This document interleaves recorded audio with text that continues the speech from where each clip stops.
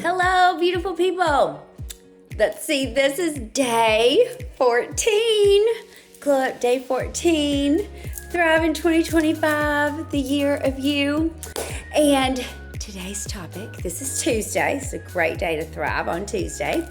Our topic today is some little tricks that can kind of keep you as stress-free as possible, especially just with maintenance. You know, the thing about life, I used to love this Mary Engelbreit saying, life is just so daily. It's so true. And life requires some maintenance and some proactive thinking / doing to keep it sustained in a way that we will enjoy it and really be, like I call it, stress-free me. So my kids actually used to tease me about this. They used to say, oh my gosh, like Jesus or the president of these United States could stop by and pop in and come into our home and it would smell good and they could sit at any table or any couch and like we could totally entertain them because my mom keeps everything, you know, tidied up like that. Now notice they did not say clean. They said tidied up like that because it doesn't all have to be deep cleaned every day, right?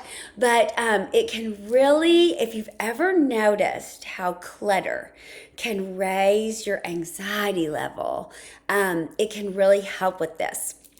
Also, there is a sense of accomplishment that happens when we do some first things first.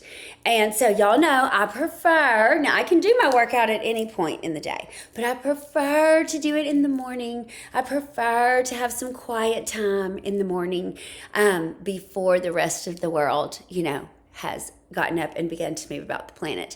But sometimes things don't work out as we prefer. But let me show you like another little great tip or trick. We're gonna go on a field trip, so hopefully you don't get car sick here. We'll come back. You can see my little helper pole there that we use to when Joya is home videoing alone.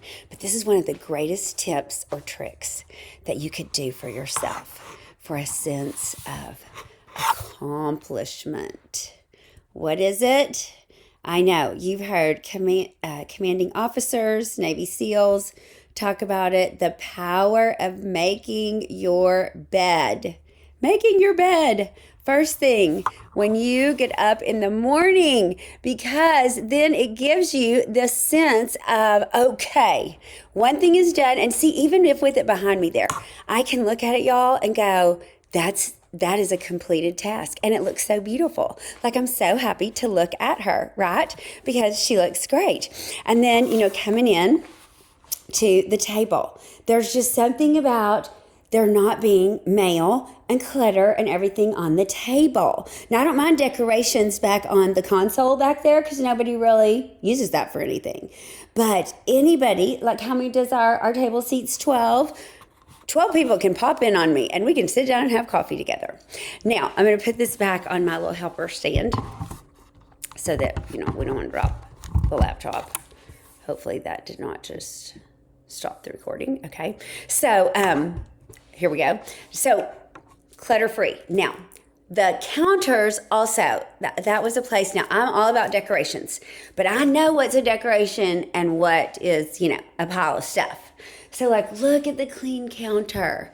And then we have some decorations. We have the candy corner that we know. Now we got a little clutter over there with where we hold the recipes and I wanted to set my coffee cup out because I'm going to speak tonight. So I want to make sure I've got some hot tea. But then even when we come back here to the island, see, like how everything is just the decoration. And then we do have, I need to work on my new bucket list for January, but we have a few items there on the coffee bar. But by and large, we have a situation that is more settled and clean and available for the humans to just come and sit and be. And one of the reasons for this, you guys, I remember my mama teaching me when I was really young about when you get ready to leave the house, do a once over from every angle, in the mirror, in the full length mirror, so that when you walk out of the house, you don't need to think about you anymore. You know that you did as good as you could for the day. And so my interpretation of that is that way I'm able to be forward focused on the other souls that God puts in front of me for the day and really focus on being present to the moment with them. Well, our home having, and believe me, I am not, sometimes people say, oh gosh, Julia, my home is not perfect like yours. And I'm like, have you really been to my home? If you walked back there to my desk, I've already done a Zoom and 2 videos back there with my desk. It's like a total zoo back there. But if I have some common places that if someone were to pop in, I know I could comfortably say without thinking about me at all, come on in. Oh my gosh, I'm so excited to see you and that you stopped by. What's on your mind? Let's have a visit. Would you like some coffee? That I can focus in on being present to the moment with them. It's actually the greatest gift to me. So like before I leave for my speaking engagement, I will want my desk to be cleared off so that when I return to it, it'll be too late tonight. But in the morning, I have a fresh slate and it looks like my desk is waiting and ready for me. And so these are those little things that we can do for ourselves that actually, like I said, can really reduce stress and anxiety, really help us glow up because we know, okay, really that saying, everything has a home. So every time I come in, do you put your purse in the same place? Do you put your keys in the same place? Do you charge your cell phone in the same place? What about your earbuds? Does everything go in the same place so that then when you're ready to grab and go, you're ready for it?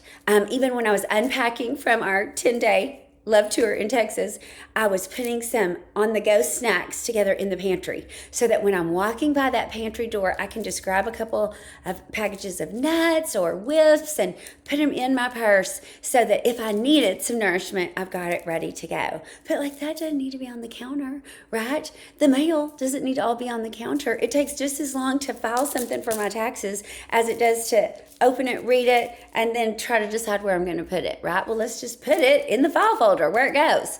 So what about you? Do you find that really helps you to woosah, and really glow up because, oh, I was going to tell y'all this. So this is so funny about Danny and I.